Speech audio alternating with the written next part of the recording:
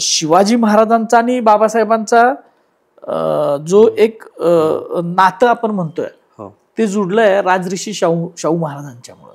कारण गडाच्या पायथ्याला अशा अफवा होत्या की महाराज स्वतःला राज्याभिषेक करणार नाहीत, तर का करणार नाहीत, तर ते त्या क्रायटेरियामध्ये बसत नाहीत. पण नंतर 6 जूनला बघतोय आपण की महाराजांनी स्वतःलाच राज्याभिषेक करून घेतला. मग त्यानंतर त्यावेळेलाच महाराजांनी पहिल्यांदा भारताच्या हजारो वर्षाच्या इतिहासामध्ये जी धार्मिक बंधनं जी होती, जी धर्म आणि ह्या स्मृतींनी घालून दिलेली होती ती ब्रेक केलेत. आणि त्यानंतर महाराजांचा राज्याभिषेक झाल्यानंतर बरोबर 300 वर्षानं, म्हणजे महाराजांच्या जन्मानंतर बरोबर 300 वर्षानं 27चा जन्म धरला तर महाराजांचा, रायगडच्या पायथ्यालाच महाडमध्ये बाबासाहेबांनी एक मोठी क्रांती केली, लक्षात ठेवा. म्हणजे त्यांनी त्यावेळेला चौदार तळ्याचा सत्याग्रह तर होताच, पण तो नुसतं पाण्याचा सत्याग्रहचा भाग वेगळा. त्यावेळेला त्यांनी तिथं जे मनुस्मृतीचं दहन घडवून आणलं ती खूप मोठी क्रांती होती. म्हणजे शिवाजी महाराजांनी राज्याभिषेक करून केलेली एक क्रांती, धार्मिक क्रांती, एक प्रकारे 300 वर्षापूर्वी झालेली होती. आणि 300 वर्षानंतर बाबासाहेबांनी केलेली रायगडच्या ठिकाणी महाड का निवडलं मनुस्मृती दहनाला, ह्याची कारणं जर आपण बघितली, आता ती कुठे लिखित नाहीत, पण मला असं वाटतंय की ते सगळं दहनाचा कार्यक्रम झाल्यानंतर बाबासाहेब रायगडला गेलेत. अच्छा.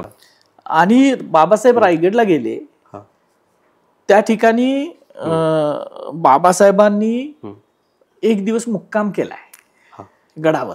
बर. पण बाबासाहेब गेले, अत्यंत आदरानं त्यांनी शिवाजी महाराजांच्या सिंहासनाला मुजरा केलाय, जोहार केलाय. त्यांनी तो गड दिवसभर फिरून बघितलेला आहे. बाबासाहेबांनी राजाराम महाराजांच्याकडं मला छत्रपतींचं प्रजाजन व्हायचं आहे, कारण बघा म्हणून जागेची मागणी केलेली होती. आणि राजाराम महाराजांनी 2 एकर जागा बाबासाहेबांना पन्हागडावर दिली. ती जागा आजही बाबासाहेबांच्या नावावरच आहे. अच्छा. आणि संभाजी महाराज गेल्यानंतर त्यांची जी काही बदनामी झालेली आहे ती का झाली, म्हणजे शंभूराजाचीच बदनामीची इतकी नाटकं का लिहिली गेली, शंभूराजाच्या बदनामीचीच केंद्र का चालवली गेली, जे इतके पराक्रमी होते. आपण काही लोक धर्मवीर म्हणतात, होते धर्मवीर, महाराष्ट्र धर्माचे धर्मवीर होते. अशा धर्मवीर असणाऱ्या व्यक्तीची बदनामी का केली, कुणी केली, याचा जर आपण डोळसपणे विचार केला, नाटककार कोण होते बदनामी करणारे, बदनामीच्या कथा गुंफणारे मौखिकरित्या कोण होते. संभाजी महाराजांचं संभाजी महाराज अनेक बंच ऑफ थॉट वगैरे वाचा तुम्ही. नमस्कार, लय भारी मध्ये आपल्या सगळ्यांचं स्वागत. मी आलो आहे कोल्हापूरमध्ये. कोल्हापूर हे राजश्री शाहू महाराजांची नगरी म्हणून ओळखलं जातं. या ठिकाणी मी आलेलो आहे आणि माझ्यासोबत इतिहास तज्ज्ञ, इतिहास संशोधक इंद्रजित सावंत साहेब आहेत. इंद्रजित सावंत साहेब, आपलं स्वागत. मी प्रेक्षकांना सांगू इच्छितो की सावंत साहेब तर तुम्हा सगळ्यांना माहीत आहेत की ते इतिहास तज्ज्ञ आहेत. इतिहासातले अनेक दडलेली पानं त्यांनी उलगडून दाखवलेली आहेत. सोशल मीडिया, यूट्यूब चॅनल, फेसबुकच्या माध्यमातून ते लोकप्रिय आहेत. आणि त्यांची इंटरव्ह्यू मी माझ्या वेबसाईटवर, माझ्या यूट्यूब चॅनलवर प्रसिद्ध करणार आहे. आणि ते करण्यामागचा हेतू माझा असा आहे की लय भारी जरी डिजिटल मीडिया कंपनी असली तरी आम्ही प्रिंटमध्ये वेगवेगळे प्रयोग करत असतो, मुद्रित क्षेत्रातही प्रयोग करत असतो. आम्ही काही अंक प्रकाशित केलेले. गेल्या वर्षी हा अंक प्रकाशित केला होता. गांधी नेहरू यांनी देशाचं खरंच नुकसान केलं का, हा अंक आम्ही प्रसिद्ध केला होता. याला एलाइट वर्गातील लोकांनी, अभ्यासकांनी फार कौतुक केलं होतं. आणि याच अनुषंगाने आता आम्ही एक नवीन अंक प्रकाशित करणार आहोत. त्याचा विषय असा आहे की छत्रपती शिवाजी महाराज आणि डॉक्टर बाबासाहेब आंबेडकर यांच्या कर्तृत्वातील साम्यस्थळे. तर त्या अंकासाठी इंद्रजित सावंत साहेबांचा आम्ही लेख घेणार आहोत, परंतु त्या अंकात तो लेख येईलच, परंतु तो जो कंटेंट आहे तो व्हिडिओ स्वरूपात सुद्धा प्रसिद्ध व्हावा असे म्हणजे व्हायला पाहिजे, कारण त्याचा रीच मोठा आहे, लोकांपर्यंत हे विषय गेले पाहिजेत. तर आता त्या अनुषंगाने मी सरांसोबत चर्चा करणार आहे आणि काही कालावधीनंतर हा अंक प्रकाशित होईल, त्यावेळी तो तुम्ही जरूर वाचा. इंद्रजित सावंत सरांसारखे अनेक तज्ज्ञ लोक, अभ्यासक यांच्याकडून आम्ही लेख घेणार आहोत आणि त्या अंकामध्ये प्रसिद्ध करणार आहोत. तर सरजी, पहिल्यांदा माझा प्रश्न असा आहे की छत्रपती शिवाजी महाराज आणि डॉक्टर बाबासाहेब आंबेडकर यांचा काही नातेसंबंध होता का? नातेसंबंध म्हणजे कर्तृत्वातल्या अनुषंगाने. खरं तर आतापर्यंत जे शिवाजी महाराजांचे अभ्यासक होऊन गेलेत आणि जे शिवाजी महाराजांना मानणारे जे महान व्यक्तिमत्व जे होऊन गेलेले आहेत, म्हणजे ती सुद्धा स्वतः महान आहेत आणि शिवाजी महाराज सुद्धा महान आहेत, तर त्याच्यामध्ये बाबासाहेबांचा पहिला नंबर लागतोय.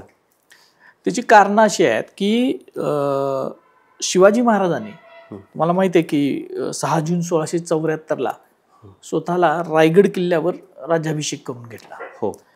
महाराजांनी राज्याभिषेक करून घेतला त्यावेळीची जी परिस्थिती होती, म्हणजे महाराष्ट्रातली, देशातली जी परिस्थिती होती, आणि त्यावेळेला जे धार्मिक द्वंद्व निर्माण झालेलं होतं, म्हणजे खरं तर महाराजांनी नवीन धर्मस्थापना केली असं राज्याभिषेकाच्या बाबतीत म्हटलं जातं. एक नवा पैलू त्यांनी लोकांसमोर आणला, स्वतःला राज्याभिषेक करून. महाराजांना राज्याभिषेक करत असताना त्यांना अनंत अडचणी आल्या. म्हणजे पहिली अडचण होती की एकतर वय महाराजांचं त्यावेळेला 44 वर्षाचं होतं, 1630 जन्म झाला तर, आणि त्यामुळं ते वय झालेलं होतं असं इथल्या धर्म मार्तंडांचं म्हणणं होतं. दुसरं असं होतं की राज्याभिषेक करायचा असेल तर तुम्ही क्षत्रिय असला पाहिजे. अच्छा. तिसरं त्याची क्षत्रिय असा आणि नंतर परत तुमचं लग्न झालं असेल तर तुम्ही राज्याभिषेकाला पात्र नाही, कारण त्याचं कारण असं होतं की तुम्हाला द्विज म्हणजे तुम्हाला मुंज करून घ्यावी लागते. तर मुंज महाराजांची झालेली नव्हती, ते काही धर्मसंस्कार ते झाले नव्हते, आणि महाराजांची त्यावेळेला तब्बल 8 लग्न झालेली होती. अशा अनेक अडचणी त्यावेळेला होत्या, आणि त्यामुळं शिवाजी महाराज स्वतःला राज्याभिषेक करून घेणार आहेत का, त्यांच्याकडं बाळाजी आवाजी म्हणून होते किंवा मोरोपंत होते, त्यांना राज्याभिषेक करणार आहेत, अशा वंदता, अशा अफवा रायगडच्या रहाळात, रायगडच्या पायथ्यालाच उठलेल्या होत्या. हे आपल्याला समजते कशावरून, तर ते निराजी आपला निराजी पंत नाही, हेनरी ऑक्झिंटन जो इंग्रजांचा वकील राज्याभिषेकाला हजर होता, त्याचा दुभाषा नारायण सिन्वे हा अगोदरच 1-2 महिने रायगडच्या पायथ्याला येऊन राहिलेला होता. आणि त्या नारायण सिन्व्यानं लिहिलेली पत्र, मुंबईला लिहिलेली पत्र ही उपलब्ध आहेत. त्याच्यामध्ये त्याने हे उल्लेख केले. अच्छा. की कन्फ्युजन होतं की कोण करणार. कन्फ्युजन का होतं तर त्यावेळेला तो रायगडच्या पायथ्याला राहत होता.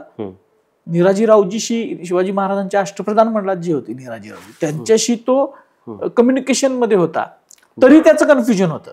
अच्छा. म्हणजे जो मुख्य आहे, अष्टप्रधान मंडळातला मुख्य आहे, त्याच्याबरोबर कम्युनिकेट करणारा माणूस सुद्धा कन्फ्युजन मध्ये होता, कारण गडाच्या पायथ्याला अशा अफवा होत्या की महाराज स्वतःला राज्याभिषेक करणार नाहीत. तर का करणार नाहीत, तर ते त्या क्रायटेरियामध्ये बसत नाहीत. पण नंतर 6 जूनला बघतोय आपण की महाराजांनी स्वतःलाच राज्याभिषेक करून घेतला. मग त्यानंतर त्यावेळेलाच महाराजांनी पहिल्यांदा भारताच्या हजारो वर्षाच्या इतिहासामध्ये जी धार्मिक बंधनं जी होती, जी धर्म आणि ह्या स्मृतींनी घालून दिलेली होती, ती ब्रेक केलेत. म्हणजे राज्याभिषेकाचे अनेक अर्थ अनेक लोक काढतील, पण धार्मिक बंधनं तोडून मोडून त्यांना आपल्यासारखं करून घेतले.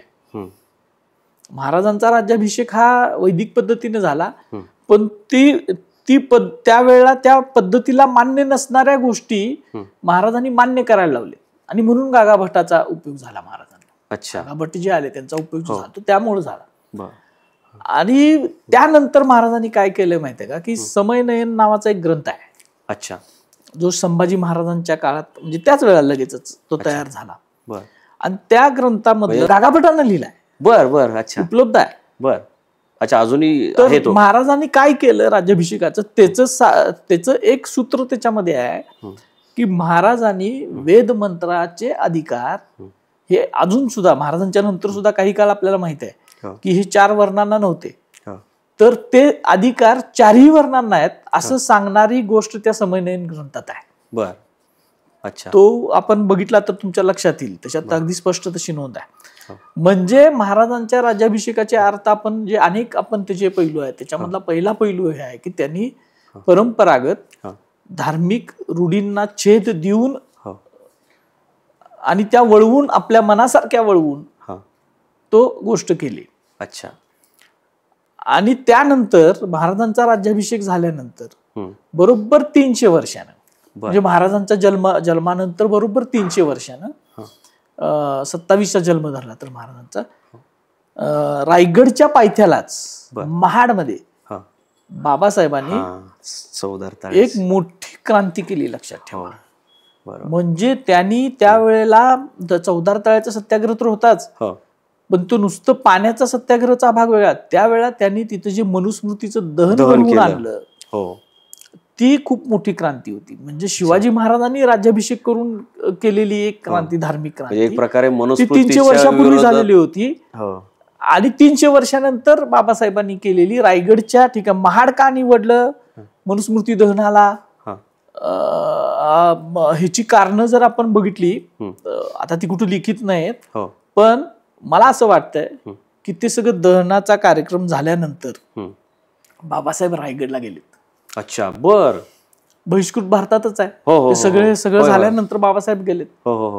त्यावेळेला 27चं सांगतोय, डिसेंबर महिन्यामधल्या घटना आहेत त्या सगळ्या. आणि बाबासाहेब रायगडला गेले, त्या ठिकाणी बाबासाहेबांनी एक दिवस मुक्काम केलाय गडावर. बर बर, या खूप कमी लोकांना माहिती असतं. आणि त्याच्या सगळ्या गोष्टी ह्या नोंद आहेत. अच्छा, म्हणजे तिथं बाबासाहेबांसारखी तत्कालीन अस्पृश्य समजल्या जाणाऱ्या समूहातील एक व्यक्ती गडावर जाते, आणि ती व्यक्ती गडावर गेल्यानंतर काही जसं त्या मनुस्मृती दहनाला त्यावेळेच्या सनातन्यांचा विरोध होता, चौदार तळ्याच्या ह्याला विरोध होता, मला माहिती आहे ते सगळा संघर्ष आहे तो चौदार तळ्याचा सगळं, युद्धच आहे एक प्रकारे. तर तसाच बाबासाहेब गेले म्हटल्यानंतर काही लोकांनी अफवा उठवल्या की ते गड पाठवणार आहेत, हे करणार आहेत. आणि मग त्याला तिथल्या राहाळातली सगळी जी मंडळी होती ती कशी त्यांच्या संरक्षणाला गेली वगैरे, हे सगळं बहिष्कृत भारतमध्ये त्याच वेळेला छापलेलं आहे. काही लोक अजून सुद्धा त्या घटनेविषयी अफवा उठवण्याचा प्रयत्न करतात. पण बाबासाहेब गेले, अत्यंत आदरानं त्यांनी शिवाजी महाराजांच्या सिंहासनाला मुजरा केलाय, जोहार केलाय. त्यांनी तो गड दिवसभर फिरून बघितलेला आहे. ह्या सगळ्या नोंदी आहेत. तिथल्या त्या धर्मशाळेत ते राहिलेले होते, त्याची सुद्धा घटना आहे. कोणी पाणी टाकलं आणि कशी ती जागृत पहारेकरी वगैरे राहिले, ते सगळं सगळ्यांनी बहिष्कृत भारतमधनं वाचावं. मग बाबासाहेब का गेले ही घटना झाल्यानंतर त्यांच्या मनामध्ये काय होतं हे, कारण बाबासाहेब आपल्याला माहित आहेत की शिवाजी महाराजांचा आणि बाबासाहेबांचा जो एक नातं आपण म्हणतोय ते जुडलंय राजऋषी शाहू महाराजांच्यामुळं. बरोबर. कारण बाबासाहेबांनी पदवी घेतली म्हटल्यानंतर स्वतः शिवछत्रपतींचे वारस असणारे शाहू महाराज हे स्वतः त्यांना भेटायला गेलेत मुंबईत.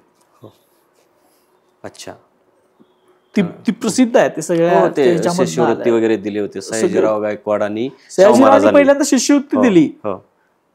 पण शाहू महाराज त्यांना भेटायला गेले आणि त्यानंतर दोघांचे ऋणानुबंध इतके जुळलेले होते. म्हणजे छत्रपतींचे, शाहू महाराज छत्रपती आहेत, शिवाजी महाराजांचे वारस आहेत, की शाहू महाराजांनी त्यांना कोल्हापूर भेटीचं आमंत्रण दिलं. बर, अच्छा. बाबासाहेब कोल्हापूरला आलेत शाहू महाराजांचं आमंत्रणाचा स्वीकार करून. बर. शाहू महाराजांच्या राजवाड्यामध्ये त्यांचं जंगी स्वागत झालं. बर. आणि बाबासाहेबांच्या मस्तकावर शाहू महाराजांनी एक फेटा बांधला, जरी बादलीचा फेटा बांधला. बर. आणि बाबासाहेबांनी मग तो सन्मानानं स्वतःच्या मस्तकावर तो फेटा जो परिधान केला होता, त्यांनी सांगितलं की या छत्रपतींनी बांधलेल्या फेट्याचा, छत्रपतींच्या फेट्याचा मी आयुष्यभर सन्मान राखेन. बर बर. आणि तिथून मग ते ऋणानुबंध सुरू झाले. मग त्यानंतर आपल्याला माहिती आहे माणगावची परिषद झाली. हो. मग शाहू महाराजांनी बाबासाहेबांनी जी व्ह्यू रचना जी ठेवलेली होती रामनेतर चळवळीची, त्याच्यानुसार भरपूर काम केलं. बाबासाहेब नंतर लंडनला गेले. त्यावेळेची पत्र उपलब्ध आहेत बाबासाहेबांची, शाहू महाराजांना लिहिली, शाहू महाराजांनी बाबासाहेबांना लिहिली, अनेक पत्र उपलब्ध आहेत. त्यातली 4 तर मी नव्याने शोधून काढली. जितकं त्यांचं ऋणानुबंधाचं नातं निर्माण झालं होतं. म्हणजे बाबासाहेबांचा थेट संबंध छत्रपती घराण्याशी आलेला होता. अच्छा. आणि तो इतका घनिष्ठ झाला नंतरच्या काळात की शाहू महाराजांचे चिरंजीव राजाराम महाराज आणि त्यांच्या कन्या अक्कासाहेब महाराज या बाबासाहेबांना मामा म्हणायच्या. बर. अच्छा. राजाराम म्हणजे शाहू महाराजांचे चिरंजीव, इथले शाहू महाराजांचे, राजर्षी शाहू महाराजांचे चिरंजीव, नंतरच करवीर गादीचे छत्रपती झाले. हो. आणि त्याच ते मामा म्हणे शाहू महाराज रमाईंना स्वतःची बहीण मानायचे. हे तर तुम्ही म्हणतायच, तुम्ही बघतायच. आणि त्यानंतर तो नातेसंबंध परत कसा पुढे दृढ झाला की बाबासाहेबांनी त्यावेळेला आपल्याला माहिती आहे की मुंबई इलाका होता, ब्रिटिशांचं राज्य होतं आणि बाबासाहेब मुंबई इलाक्याचे रहिवासी होते. तर बाबासाहेबांना असं वाटायला लागलं की आपण इंग्रजांच्या प्रदेशातील एक नागरिक राहण्यापेक्षा आपण छत्रपतींचं प्रजाजन राहिलं पाहिजे, झालं पाहिजे. आणि म्हणून बाबासाहेबांनी राजाराम महाराजांच्याकडं मला छत्रपतींचं प्रजाजन व्हायचं आहे, कारण बघा म्हणून जागेची मागणी केलेली होती. आणि राजाराम महाराजांनी 2 एकर जागा बाबासाहेबांना पन्हागडावर दिली. ती जागा आजही बाबासाहेबांच्या नावावरच आहे. अच्छा. पन्हागडावर. होय काय? आणि त्या हा जो पैलू आहे म्हणजे बाबासाहेबांना किती आदर होता छत्रपती घराण्याबद्दल, छत्रपतींच्या बद्दल, तर तो इतका आहे की त्यांना इंग्रजांचं प्रजाजन होण्यापेक्षा, किती मोठा विद्वान माणूस, त्यांना छत्रपतींचं प्रजाजन म्हणवण्यामध्ये अभिमान वाटत होता. हा जो पैलू आहे आणि त्याच्यातून ते एक नातं वेगळं तयार झालं कोल्हापूर छत्रपतींचं बाबासाहेबांचं. आणि आपल्याला माहित आहे काही पहिली जी फर्स्ट त्यांची बाबासाहेबांची सगळी पत्र आहेत, त्यांचे जे लेटर हॅड आहे त्याच्यावर त्यांनी जय भवानी लिहित होते, ते माय भवानीचं चित्रच होते आपल्या रायटिंग अँड स्पीचेस मधल्या खंडात ते आहे. शिवाजी महाराजांचं बाबासाहेब भक्त होते का तर नाही, शिवाजी महाराजांचे अनुयायी होते, असं विचारांचे अनुयायी होते. आपण ठामपणे आज सुद्धा सांगू शकतो. कारण घटनेची प्रत तयार करताना शिवाजी महाराजांचं चित्र सुद्धा त्याच्यामध्ये अंतर्भाव झालेला आहे. अच्छा. बर. म्हणजे एवढे तुम्ही बारकावे सगळे अभ्यासलेले आहेत. आहेच ना, घटनेत शिवाजी महाराजांचं चित्र आहे, अस्सल चित्रावरून केलेलं चित्र आहे. आणि ते सगळ्याचं मार्गदर्शन घटनेचं बाबासाहेबांनीच केलेलं आहे. इथं काय यावं काय नको हे सगळं त्याच्यामुळं झालेलं आहे. अशा बाबासाहेबांच्या आणि अनेक गोष्टी आपल्याला अजून काही गोष्टी सांगता येतील. त्यांचं ते बदलापूरच्या सभेतलं शिवजयंतीतलं भाषण आहे. अच्छा. त्यांनी बाबासाहेबांनी ज्या पद्धतीनं शाहू महाराजांचा विचार पुढे नेला नंतरच्या काळामध्ये, आणि शिवाजी महाराजांचा जो विचार होता की रयतेच्या देटास तेही मन दाखवणे, हा शिवाजी महाराजांचा विचार. बरोबर. हो, मी त्याकडेच येणार होतो. तोच विचार बाबासाहेबांनी घटनेमध्ये आणला. बरोबर. रयतेच्या हिताचा विचार बाबासाहेबांनी घटनेमध्ये आणला. नाहीतर मला एक सांगा, अशी लोकशाही देश अनेक आहेत जगामध्ये, पण कुठल्या लोकशाहीच्या देशात संसदेच्या प्रांगणामध्ये शिवाजी महाराजांचा पुतळा आहे? शाहू महाराज हे मध्ययुगीन राजे आहेत ना. शिवाजी महाराज हे मध्ययुगातला एक राजा आहे. पण त्यांचं आदर्श, त्यांचं चित्र घटनेत आणणं, त्यांचा पुतळा संसदेच्या प्रांगणात बसणं, मोठा अश्वारूढ बनणं, ह्या गोष्टी मला असं वाटतं की त्या बाबासाहेबांच्या मुळे झालेल्या आहेत. आणि बाबासाहेबांना शिवाजी महाराजांच्या कार्याचं, विचारांचं महत्व माहीत असल्यामुळं त्या काही गोष्टी त्यांनी आपल्या ह्या प्रजासत्ताक जी आपण म्हणतोय, लोकसत्ताक म्हणतोय, त्याच्यामध्ये अंतर्भाव त्यांनी केलेला आहे असं मला वाटतं. सर, शिवाजी महाराजांनी जे राज्य स्थापन केलं तर ते मावळ्यांना सोबत घेऊन केलं. तर मावळे हे सगळे 18 पगड जातीचे होते, म्हणजे सगळे त्याच्यात सगळ्या जाती धर्माचे लोक होते. मी जयसिंगराव पवार साहेबांच्याच एका पुस्तकात वाचलं होतं की एक कुठला तर एक पुरावा आहे आणि त्याच्यामध्ये त्यांच्या अष्टप्रधान मंडळामध्ये मला वाटतं बहुधा सरसेनापती मुस्लिम होते. तेवढा एकच पुरावा पुण्यात. मुस्लिम अनेक होते, पण त्याच्यातलं सरसेनापती नव्हते. अष्टप्रधान मंडळामध्ये तर नव्हतेच. सेनापती हंबीरराव मोहिते होते सरसेनापती. पण महाराजांच्या सैन्यामध्ये किंवा आरमारामध्ये किंवा महाराजांचा अंगरक्षक अफजल खानाला भेटायला गेले त्यावेळेला सिद्धी इब्राहिम बर्बर हा महाराजांचा अंगरक्षक होता.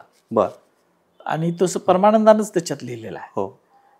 किंवा महाराजांच्या हत्तीवरचे जे काय माहूत होते त्याच्यामधल्या एका हत्तीच्या माहुताचं नाव आपल्याला माहिती आहे. रानू महात नावाचा एक हत्ती होता. रानू महात नावाचा महात होता. रानू महात नावाचा एक महात होता जो मुस्लिम समाजाचा होता, छत्रपतींच्या हत्तीवरचा होता. आणि त्याची कबर त्या कोकणामध्ये आपल्या पोलादपूरला आहे. आणि त्यानंच राजाराम महाराजांचे प्राण प्रतापगडाच्या पायथ्याला वाचवले असं सुद्धा एक नोंद आपल्याला एका महजरामध्ये उपलब्ध होते. तर या गोष्टी आहेत शिवाजी महाराजांच्या की शिवाजी महाराजांचं स्वराज्य हे इथल्या भूमिपुत्रांचं राज्य होतं. अच्छा. आणि ज्याला स्वातंत्र्य पाहिजे होतं, ज्याला रयतेची काळजी होती, अशा सगळी जण शिवाजी महाराजांच्या स्वराज्यामध्ये होते. त्याच्यात जात धर्माचा विषय नव्हता. आता बहुसंख्य मराठे का होते तर महाराष्ट्रच मराठ्यांचं, इथलं राज्यच इथलं असल्यामुळं मराठी भाषिक आणि बहुसंख्य जे असतात ते बहुसंख्येने असतात. ज्यांची संख्या जेवढी संख्या तेवढी त्याच पॅरामीटर्स त्या सैन्यामध्ये किंवा त्यांच्या सहभागामध्ये येते. महाराजांच्या हे जे वैशिष्ट्य काय आहे माहितीये का की महाराजांनी या काही कथा आहेत, पण त्यातली एक कथा आहे की महाराजांच्या काळामध्ये जी नंतरच्या काळात जी महाराष्ट्राच्या समाजामध्ये जी बहिष्कृतांचं एक हे तयार झालं, बहिष्कृत करण्याची जी गोष्ट तयार झाली ती नव्हती. हे कशावरून सांगू शकतो त्याची एक कथा तुम्हाला सांगतो की शिवाजी महाराजांनी रायगड बांधला आणि रायगड बांधल्यानंतर त्या रायगडची दुर्गमता ही महाराजांना तपासून पाहायची होती. म्हणून त्यांनी काय केलं की दौंडी पिटवली सगळ्या त्या रायगडच्या राहाळात आणि सगळीकडं. आणि त्यांनी त्याच्यामध्ये असं सांगितलं की रायगडचे ठरवून दिलेले जे मार्ग आहेत, म्हणजे चढायचा मार्ग कुठला आहे तर महाद्वाराचा मार्ग आहे ठरवून दिलेला, वाघ दरवाजा मार्ग आहे ठरवून दिलेला, बाकी मग रायगडवर कुठं एक चोर दरवाजा आहे ते सोडून तुम्ही रायगडवर दुसरीकडून जर कुठून चढून आलात तर सोन्याचा तोडा आणि घोडा बक्षीस देणार वगैरे असं ते होतं, त्यांना इनाम बक्षीस देणार. ते हिरकणी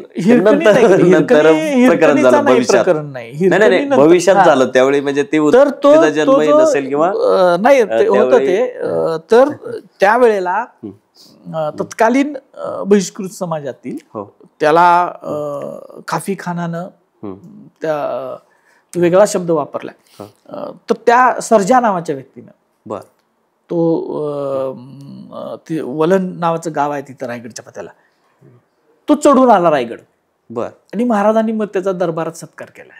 आता ही गोष्ट लिहून ठेवली खाफी खानानं, जो रायगडच्या पायथ्याला शिवाजी महाराजांच्या नंतर तो राहिलाय. औरंगजेबाने ज्यावेळेला रायगड जिंकला त्यानंतर तो राहिलेला आहे, त्यानं ती लिहून ठेवलेली आहे. मग ह्याचा अर्थ काय होतं की तो व्यक्ती पराक्रमी शूर होता, तो दुर्ग चढून आला रायगड आणि त्याचा सत्कार महाराजांनी स्वतः केलाय. म्हणजे त्यावेळेला ती बहिष्कृत करणं, अस्पृश्य करणं ही पद्धत नव्हती, हे आपण अगदी ठामपणे म्हणू शकतो. अशा अनेक गोष्टी आहेत.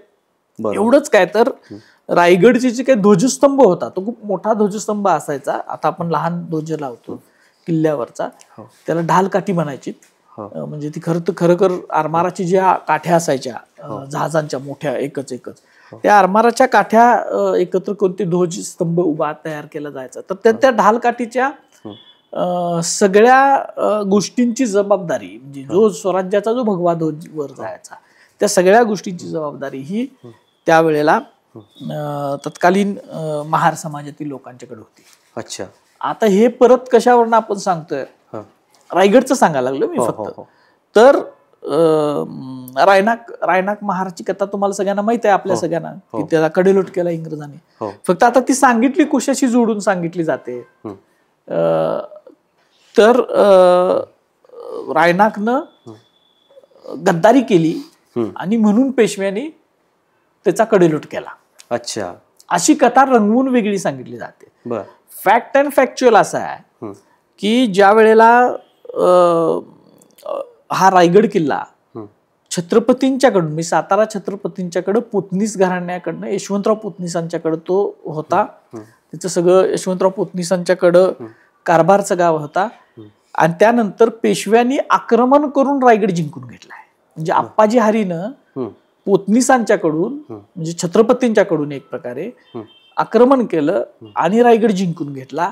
त्यावेळेला त्या ठिकाणी असणाऱ्या रायनाक आणि ती ध्वज जी सांभाळणारी होती त्यांनी कडवा प्रतिकार केलाय. बर, अच्छा. आणि मग तो कडवा प्रतिकार म्हणून त्याचा कडेलोट केला. बर. आणि तो टकमकच्या पायथ्याला त्याची समाधी आहे, रायनाकची समाधी आहे. अच्छा. बाबासाहेबांना रायनाक महाराजच्या या इतिहासावर संशोधन करायचं होतं. त्यांनी लिहिलंय त्यांच्या याच्यामध्ये. बर बर. ती कागदपत्र सुद्धा जमा करत होते, अजून संशोधन झालं पाहिजे. बर. तर ती जी ढालकाठी काढली ती नंतर मग ती पोतनीसांनी उरवडे नावाचं जे पोतनीसांचं गाव आहे तिकडे नेली आणि तो ध्वज अजून सुद्धा तिने सांभाळून ठेवलाय वगैरे असं म्हटलं जातं. आणि रायनाकाचा टाक त्या पोतनीसांच्या देवघरात पुजलेला आहे. बर. रायनाकाचा टाक असतो ना, आपण देवघरात पुजतो तो देवाचा असा टाक असतो बघा, तो त्या पोतनीसांच्या देवघरात टाक नसतात का मोराचं वगैरे असतं तेच का ते हे केल्यासारखं? नाही, चेहरा असतो असा, चेहऱ्याचा टाक तयार करतात आणि तो देवघरात पुजतात. अच्छा अच्छा. तो रायनाकाचा टाक पोतनीसांच्या देवघरात पुजला जातोय आजही. अच्छा. बर. त्याच्या विषयावर लिहिलेला आहे लोकांनी. बर बर बर. म्हणजे लेखच आहेत त्याच्या विषयावर, त्या विषयावरचा लेख आहे. अच्छा. तर या सगळ्या गोष्टी काय सांगतात की शिवाजी महाराजांच्याकडं बहिष्कृतता, अस्पृश्यता हा प्रकार शिवकाळात नव्हता, राज्यात, शिवाजी महाराजांच्या राज्यात नव्हता, असं आपण अगदी तर्काच्या आधारावर मांडू शकतो. आणि म्हणून बाबासाहेबांना शिवाजी महाराजांचं एक मध्ययुगातला राजा असून सुद्धा आकर्षण होतं. अच्छा. हे आपण आणि त्याच आकर्षणापोटी मग त्यांना छत्रपतींचं प्रजाजन व्हावं असं वाटलं. बरोबर. कोल्हापूर छत्रपतींची राजधानी असल्यामुळं, जरी परतंत्र्यातलं संस्थान असलं तरी ते तेवढे अधिकार होते छत्रपतींना इथले, तर त्यांच्याकडं त्यांना यावंसं वाटलं, त्यांचं प्रजाजन व्हावंसं वाटलं. ह्या सगळ्या गोष्टी बाबासाहेबांचं आणि छत्रपतींचं नातं दृढ करणारे आहेत. असं सर, तुम्ही सांगितलं की डॉक्टर बाबासाहेब आंबेडकर रायगडावर गेले होते. तुम्ही असंही सांगितलं की रायनाकची जी समाधी होती त्याच्यावर त्यांनी संशोधन हाती घेतलं होतं बाबासाहेबांनी. आणि बाबासाहेब म्हणजे प्रचंड अभ्यासू, व्यासंगी, म्हणजे पुस्तकं, म्हणजे त्यांनी तर मी असं वाचलेलं आहे कुठेतरी की ते असे बोलले होते की बाबा ज्ञान हे इतकं विपुल आहे की समुद्रातनं तुम्ही म्हणजे कितीही घेतलं तर ते म्हणजे समुद्र आहे, त्यात आपण कितीही घेतलं तरी त्या समुद्राच्या कडेला डुबक्या मारण्यासारखं आहे. तर बाबासाहेबांनी निश्चितपणे शिवाजी महाराजांच्या चरित्राचा अभ्यास केला असेल, तर त्याचे काही म्हणजे असे संदर्भ लागतात का की बाबासाहेबांनी शिवाजी महाराजांना कसं समजून घेतलं? आता त्याचे संदर्भ मला तर काय अजून हे म्हणजे त्यांनी कुठलं चरित्र वाचलं किंवा काय वाचलं ह्याचे संदर्भ काय आपल्याला, पण त्यावेळेला अनेक संदर्भ साधनं उपलब्ध होती. केळुसकरांसारख्या, म्हणजे बाबासाहेबांना पहिल्यांदा बुद्ध चरित्र दिलं कोणी? केळुसकर गुरुजींनी दिलेलं होतं, कृष्णाजी अर्जुन केळुसकरांनी. बरोबर. त्याच कृष्णाजी अर्जुन केळुसकरांनी शिवचरित्र सुद्धा लिहिलेलं आहे. अच्छा, म्हणजे ते अगोदर लिहिलंय. हो, म्हणजे बाबासाहेबांची भेट व्हायच्या अगोदर लिहिलंय. म्हणजे त्यांचं चरित्र बाबासाहेबांना त्यांनी दिलेलं असणार आहे, फक्त त्याची एक संदर्भ नोंद आपल्याकडे उपलब्ध नाही. आणि स्वतः राजऋषी शाहू महाराज त्यांचा पत्रव्यवहार बघितला तर आपल्या असं लक्षात येतं की ते खूप डीप मध्ये दोघ जण कन्सल्ट करत होते, चर्चा करायची एकमेकाशी. आणि त्याच्यामध्ये इतिहासाचा अंतर्भाव असणारच आहे. त्याचे कारण असे आहेत की शाहू महाराज यांना लहानपणापासून इतिहासाची आवड होती. बरोबर. म्हणजे शाहू महाराजांना आवड किती खोल होती तर त्यांनीच केळुसकरांना शिवचरित्र लिहिण्यासाठी प्रेरणा दिली. बरोबर. त्यांनी शाहू महाराजांनी स्वतःचा जे न्यू पॅलेस बांधलेला होता, म्हणजे तो शाहू महाराजांच्या अगोदर बांधला, पण शाहू महाराजच पहिल्यांदा तिथे राहायला गेले. आणि ते जे दरबार हॉल आहे आमच्या नवीन राजवाड्याचा, त्याच्या दरवाजावरच्या ज्या खिडक्या आहेत त्याच्यावर त्यांनी शिवाजी महाराजांचं चरित्र स्टेन ग्लास मध्ये तयार करून आणून लावलंय. अच्छा, बर. ते पहिलं चरित्र आहे, जे चित्रमय चरित्र जे शिवछत्रपतींचं म्हणतोय ना, ते पहिलं आहे. अजून तुम्ही जाऊन बघितला म्युझियम मध्ये आहे ते. म्युझियम आता ते म्युझियमचा भाग झालाय. तुम्ही बघितलं तर तुमच्या लक्षात येईल. ती चित्र जी काढलेली आहेत शाहू महाराजांनी काढून घेतलेली आहेत. इतकं त्यांना शिवाजी महाराजांच्या इतिहासाविषयीचे आकर्षण होतं, इतकं त्यांना शिवाजी महाराज प्रिय होते, त्यांचे विचार प्रिय होते. शाहू महाराजांनी शिवाजी महाराजांचं पन्हाळगडावर त्यांच्या स्वतःच्या राहत्या वाड्यासमोर एक मंदिर बांधून घेतलंय. बर. संगमरवरातली खूप सुंदर मूर्ती त्या ठिकाणी आहे. अच्छा. अनेक गोष्टी आहेत. म्हणजे पुण्यामधलं जे शिवस्मारक केलं 21 ला, त्याच्यात तर तुम्हाला माहिती आहे त्या शिवस्मारकाला विरोध कसा झालेला होता, आणि मग तो तसा तोडून मोडून महाराजांनी ती शिवस्मारकाचं पायाभरणी कशी ब्रिटिश युवराजाच्या हस्ते करून आणली.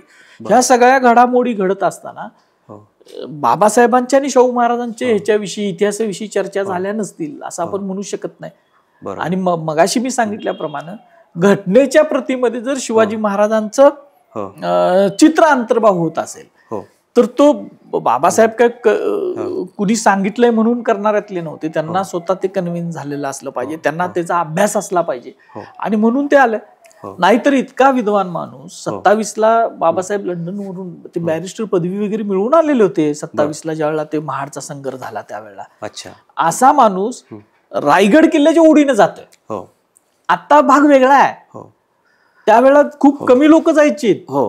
रायगडावर जाणं हे आता सोपं झालंय. आता रोपवे झालेत, आता रस्ते आहेत. त्यावेळी सोपं नव्हतं, ते चालून जावं लागायचं. नातेखिंडीपासून कोंझर पर्यंत बैलगाडीतून जावं लागायचं. बरोबर. गाडी रस्ता नव्हता, बैलगाडीतून, तिथून चालत कोंझर पासून चालत गड चढायला लागायचा.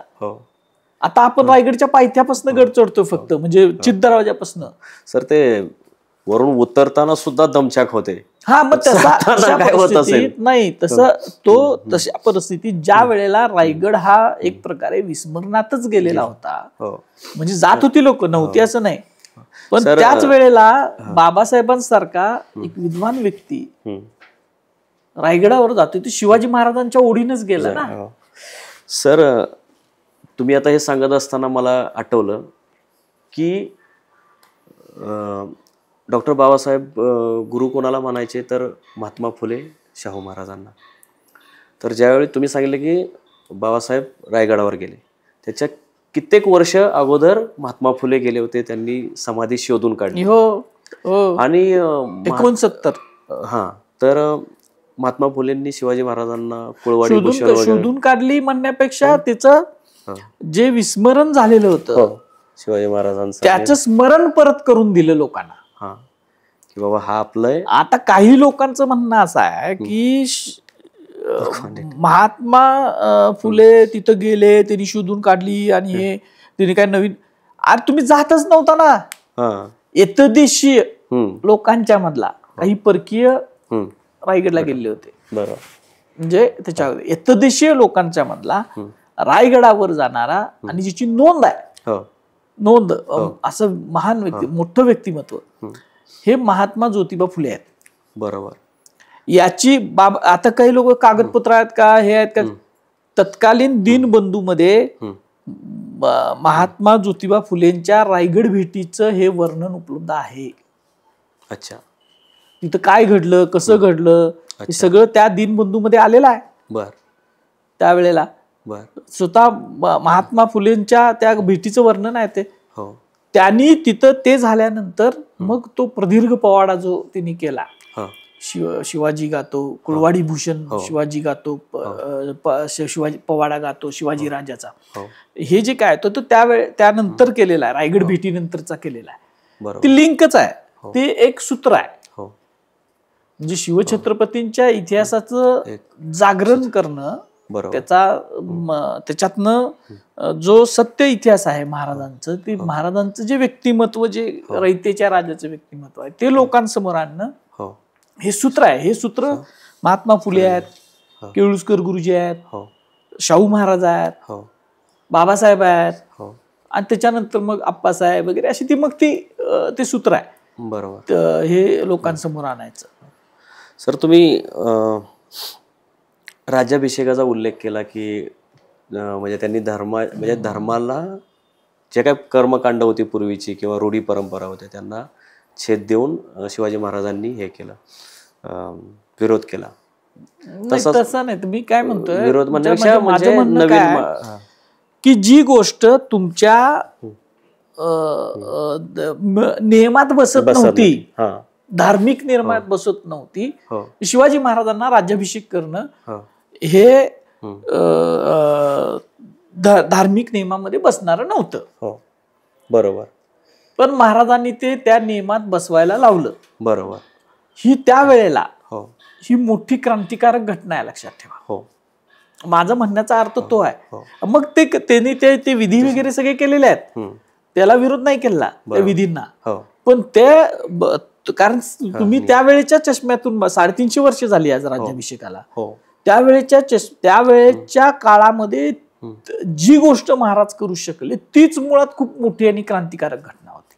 अच्छा. आणि तुम्ही एकदा धर्म मार्तंडाने सांगितलं ना की नो म्हणजे नो, तुमच्याकडं ह्या पॅरामीटर्स मध्ये तुम्ही बसत नाही, तुम्हाला राज्याभिषेक होऊ शकत नाही. अच्छा. महाराजांनी ते मान्य नाही केलेलं. महाराजांनी त्यांना सांगितलं की हे असं असं करायचं आहे आणि असं असं केल्यानंतर ते असं मी राज्याभिषेक करणार. बरोबर. मग त्याच्यामध्ये तिने अनेक अडचणी काढल्या महाराजांच्या राज्याभिषेकामध्ये. क्षत्रिय नाही तर मी क्षत्रिय कसा आहे हे महाराजांनी सिद्ध करून दाखवलं. मग ब्रह्महत्येचं पातक झालेलं असल्याला तर काहीच एक्सक्यूज नाही, मग तुम्हाला राज्याभिषेक कसा करणार. त्याच्यावर महाराजांनी तुळा पुरुषदान नावाचा विधी काढला, तो केला. अच्छा. ह्या सगळ्या गोष्टी करून त्यांनी ते सगळं म्हणजे त्यांनी त्यावेळेला एक प्रकारे त्या धार्मिक ज्या काय चुकीच्या परंपरा होत्या, रूढी होत्या किंवा ते जे नियम होते चुकीचे धर्मातले ते मोडून काढले ना. बरोबर. हा भाग आहे. आणि तीच गोष्ट 300 वर्षानंतर शाहू महाराजांच्या वेदोक्त आला तर झालंच. ते शाहू महाराजांचं वेदोक्त हे अलहिदा प्रकरण आहे, वेगळं प्रकरण आहे ते. अच्छा.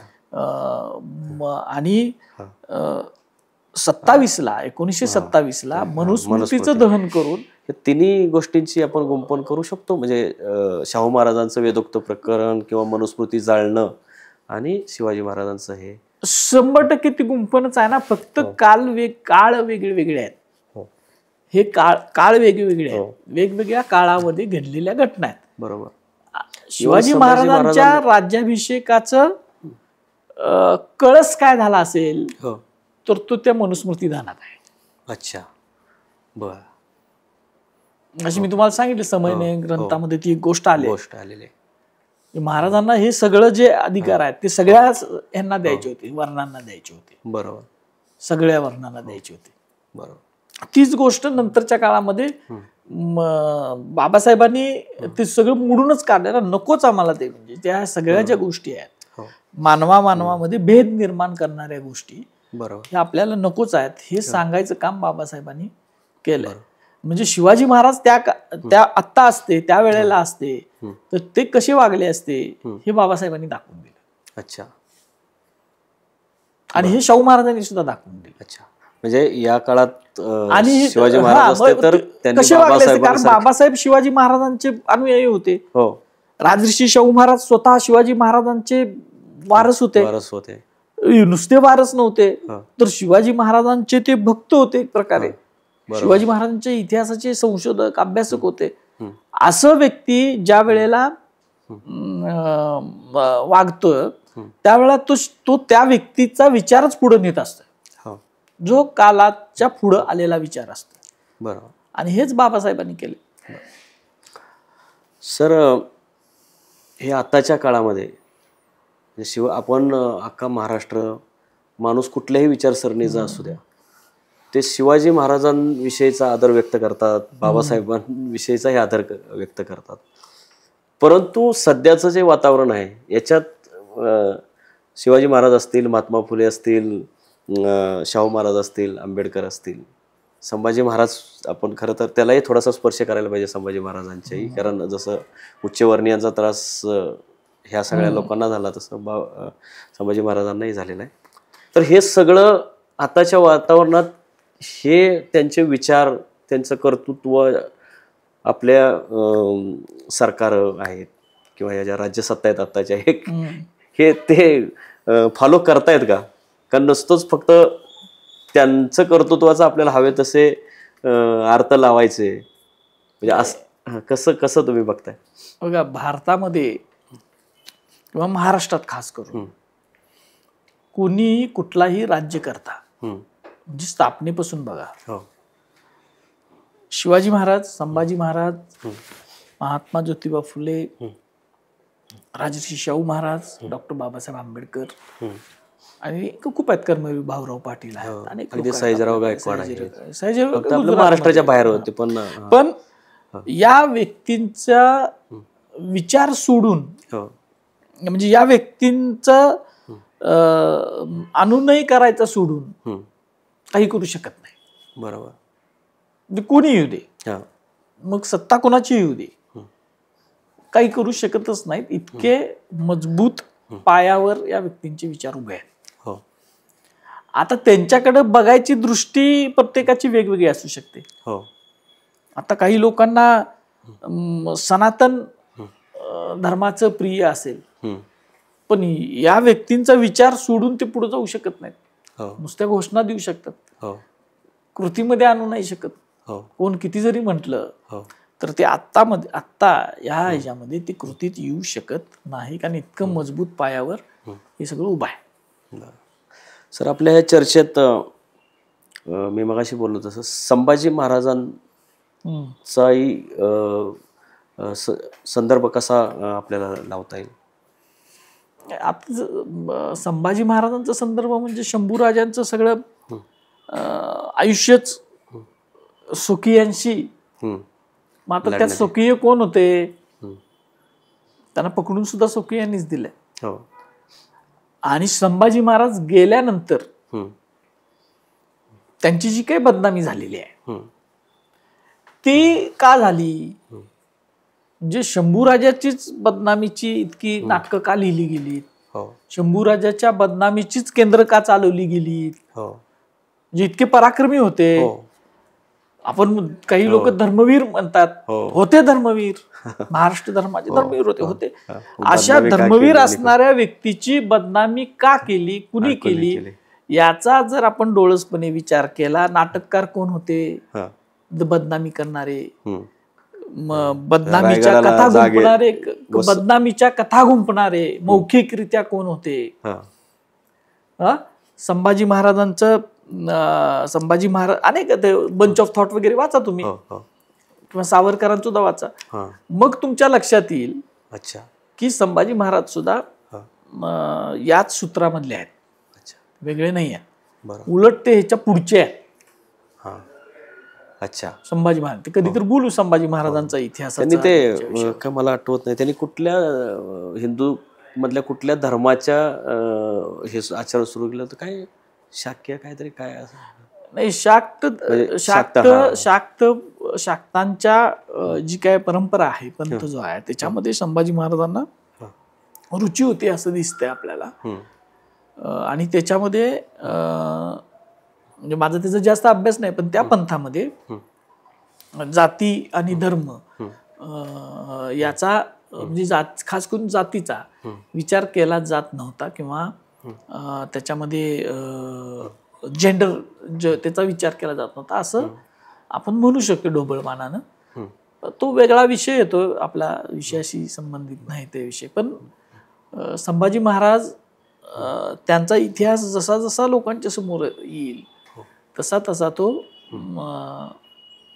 पुन्हा एक ज्वलनशील जे म्हणतो आपण ते व्यक्तिमत्व जे होतं ते लोकांसमोर आणि जास्त पद्धतीने येईल ते.